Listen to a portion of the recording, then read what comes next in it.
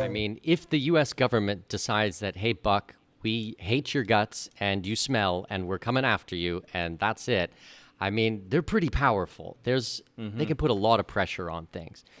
But I think in normal instances, yeah, we can absolutely protect. We would probably want to be looking at, all right, off the top of my head, we'd be wanting to look at different types of bank accounts. Foreign bank accounts, the currencies held in other types of currencies.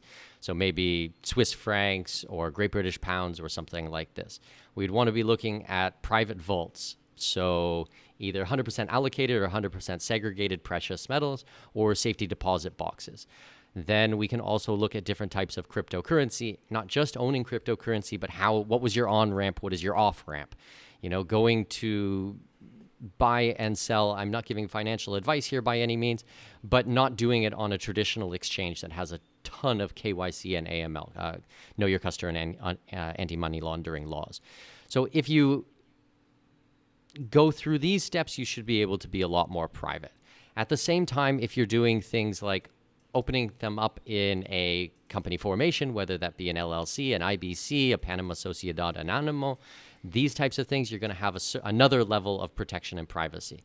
You can also looking at doing it in an offshore trust, so an asset protection trust or a private interest foundation. I mean, Panama, we do a private interest foundation here, and it's excellent. Now, there is disclosure for some of this stuff. You do have to tell the government if you have foreign accounts, and I'm not telling you not to do that. You have to work with a licensed CPA, and I highly suggest you work with someone who specializes in internationalization, not your neighborhood one, not H&R Block down the street. They just won't have this type of experience.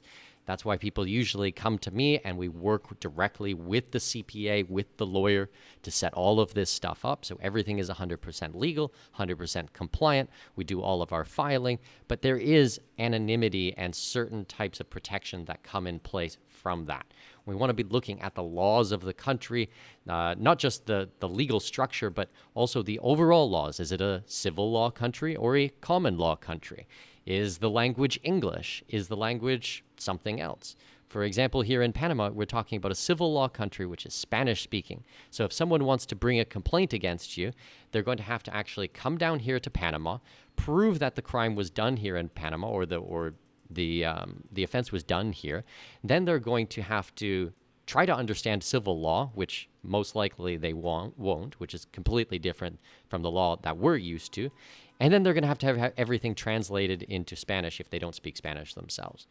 So there's like many different layers to this onion, and we can even go further down the rabbit hole. You could have a Panama company that owns another company, and that company owns your asset. So Panama Sociedad Anónimo could own a Cyprus company which has a Swiss bank account, and you store your money there, or you do your brokerage account through Switzerland, through that. I mean, there's many ways to skin the cat. We can be a little bit creative with these things. But yeah, there are ways to protect yourself from government overreach, from creditors, from lawsuits, from failed marriages, from a stepbrother who drinks too much and decides that he wants to go after you and your wealth. I mean, there's just so many things that you need to watch out for, as sad as that is to say.